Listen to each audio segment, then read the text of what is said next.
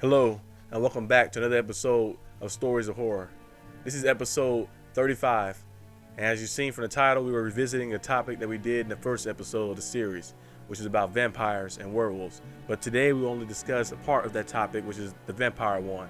As you guys know, we went through a lot of different stories about Velvet the Impaler and how he kind of got the lure of being Dracula and all the other plagues and different things that happened that kind of brought the vampire legends of the old time. We're going to discuss a lot of different stories now on this episode, so sit back and relax and enjoy the show. Without further ado, hit the intro.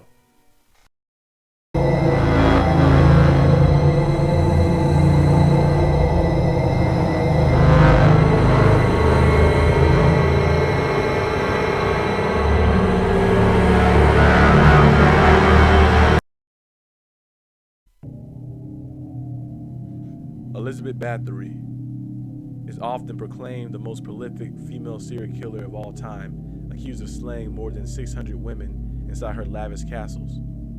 According to the legend, she believed bathing in their virginal blood would grant her eternal youth. Instead, it assured she lived a long life in infamy. Bathory alleged sadism has inspired films, plays, operas, television shows, and even video games.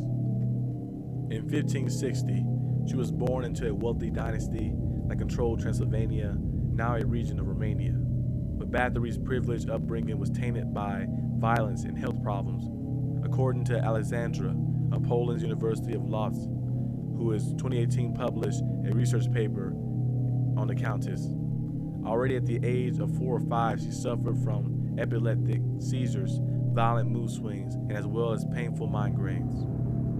Bathory was also exposed to brutality. Servants were routinely beaten in this era, and at age 6, she watched a public execution. At age 13, Bathory was engaged to an 18-year-old Count Ferenc from another influential Hungarian family, and they married 2 years later. They eventually had 4 children. As newlyweds, they moved to Savar in western Hungary, where Nadasy schooled his wife in torture. Nadasy Castle became the site of a number of atrocities. For Bathory's pleasure, Nadasy had a girl restrained, lathered in honey, and ravaged by insects. He gifted the Countess gloves spiked by claws with which to thrash her servants for their mistakes. Further corruption came from Bathory's Aunt Clara, who introduced her to orgies in a shadow circle of people considered sorcerers, witches, and alchemists. Bathory moved to Cadiz in 1604 after her husband died, and tales of her malice toward staff became so widespread that local families hid their daughters from her service. What finally undid the widow's countess was extending her abuse to victims of higher class. Killing serfs and servants, who indeed had fewer rights, was gotch, but not really illegal for a noble who wrote the thesis on Bathory. Killing your fellow nobles, even one of the lower ranks, was a far more serious problem and not one that could be ignored. In 1610, an investigation began in dozens of suspicious deaths and disappearances in Cadiz launched by Matthias II, King of Hungary. With the testimony of dozens of witnesses, Bathory was arrested and imprisoned in Cadiz Castle for the murder of 80 young women, Bledsaw says. Some witnesses estimated her body count at more than 600, yet the Countess was never convicted, and her husband could not be prosecuted from his grave. Instead, 4 of the Bathory servants were convicted of violence against young women in her castles. The Countess, meanwhile, remained locked in her spacious jail until she died in 1614 at the age of 54. As you guys heard from the first part of the dialogue, the Countess was very, very brutal and violent. And as you guys know, there's a lot of stories that we have too about a lot of people who came up from some bad upbringing and they become a product of their own environment. You look at the story we did on Ed Gein, who was supposed to be Leatherface for Texas Chainsaw Massacre, how he kind of like they revolutionized and evolved the story and made it to like a big movie franchise. And you look at stories of Jeffrey Dahmer, how they grew up and how they kind of like was abused and how they had like these weird things that happened around them that caused them to go down a dark path too as well. The Countess was very, very violent, and the reason she gets put on the list to be known as, people thought the vampire, in the old days, they kind of took a lot of things and a lot of lore and they kind of like stretch it, pass legends around. It's kind of like just playing telephone or something, when you see somebody say a message and the message kind of change every time it gets to a different person, and on so and on so. So she was very violent and bathing in the blood of her victims and trying to say that bathing in their blood helps her keep her youth, and having over 600 different victims and the torture that she did to those people as well was just very ruthless and very crazy and dangerous things to do to people, and bad things to do to people as well. Might dive into the Countess stuff a little more later down the line in a future episode as well, but that's the first story we have right here on here. Let's get to the next story right now. The Legend of the Kai. Egyptians had their share of vampire lore and bloodsuckers and legends. The Egyptian goddess Sekhmet was known for her taste for blood, and according to the Egyptian Book of the Dead, if a certain part of the soul called the Kai didn't receive adequate offerings, it left the tomb to drink blood. The Legend of the Rhode Island Vampire, another story, is a very famous story and known story. One of the most famous real-life vampires was Mercy Brown, a young woman from 1800s Rhode Island who had died of tuberculosis and was believed to be preying on other members of her family as a vampire. Her body was found still containing some decayed blood, and some townspeople burned her heart and liver. They fed the ashes in the water to her surviving brother, hoping it would protect him from the consumption of being the next victim. The legend of Chiang Shi has been traced back through Chinese history for centuries. The legends have many similarities to the vampires from European and Western legends. The Chiang Shi are a nocturnal breed that are known to have difficulties in crossing running water and can be held at bay by garlic. Known as particularly vicious, the Chiang Shi would typically rip the limbs from their victims before stealing the life force from their body. The legend of Chiang Shi varies from legends of Western and European regions in an interesting manner. Further modes of protection from Chiang Shi included the ability to deter them to salt or loud noises. Thunder is said to be fatal. Another way to avoid the creature is to hold your breath, as Chiang Shi is blind. It is the sound of victims' breathing that seals his fate. The Chiang Shi has ravenous sexual urges, typically drawing them to attack females. However, they could whisk away back in their resting spot by use of a broom. Then iron fillings, rice, or red peas will be scattered on the ground above them to provide a barrier that is impossible for them to escape. As the Chiang Shi age, much as the Western or European vampire, they gain strength. If a Chiang Shi ages to the point where his beard grows long, turns white, he will gain the power of flight. Some will gain the ability to turn into a wolf. Though the Chiang Shi have a mortal characteristic, they are physically different from the most typical vampire. The hopping corpse, as they are also known as, has difficulty walking due to rigor mortis and the pain of death. Therefore, the Chiang Shi hop with eternally outstretched arms, eager to sink their jagged teeth and talons into their next victim.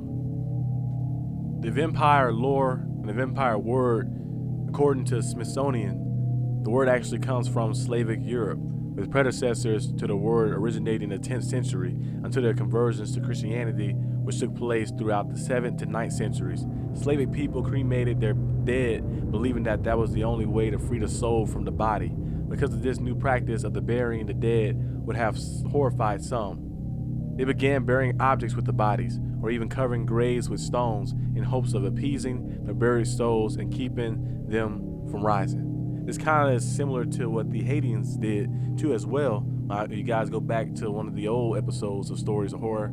I believe it's like episode maybe like 12 or 13 about the zombies, and how they said in Haiti they did that as well, because they believed that they believe like the corpse of people walking around, a soulless body walking around and just being used as like some type of entity or vessel.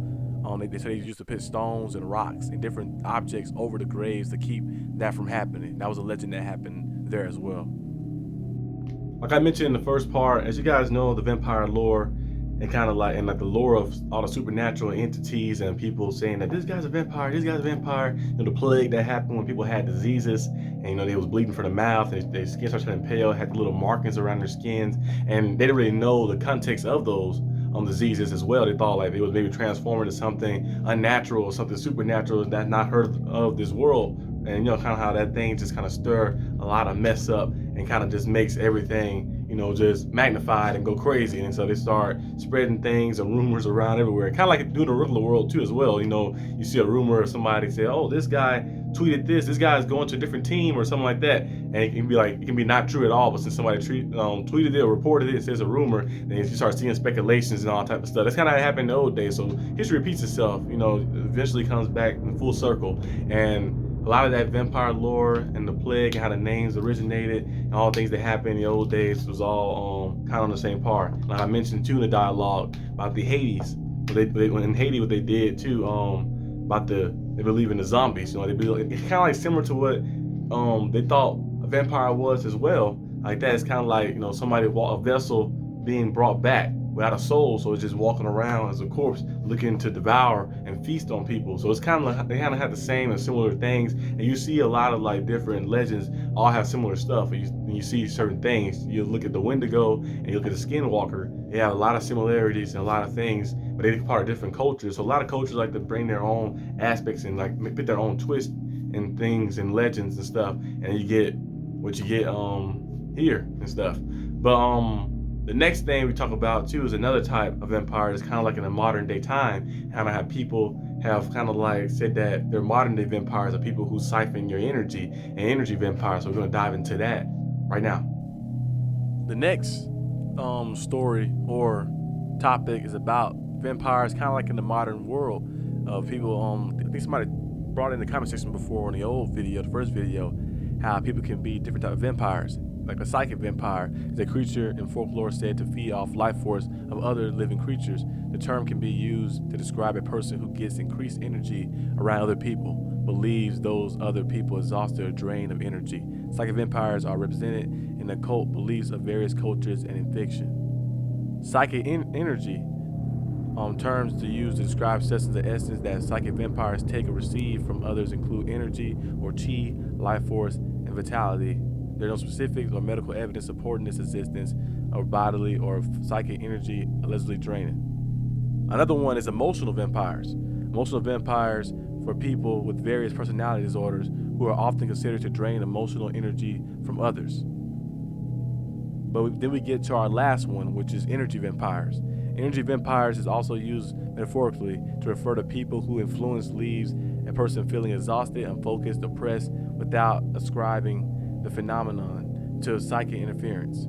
Dion Fortune wrote a psychic parasitism in relation to vampirism as early as 1930 in her book Psychic Self-Defense. Fortune considered psychic vampirism as a combination of psychic and psychological pathology and distinguished between what she considered to be true psychic vampirism and mental conditions that produce similar symptoms.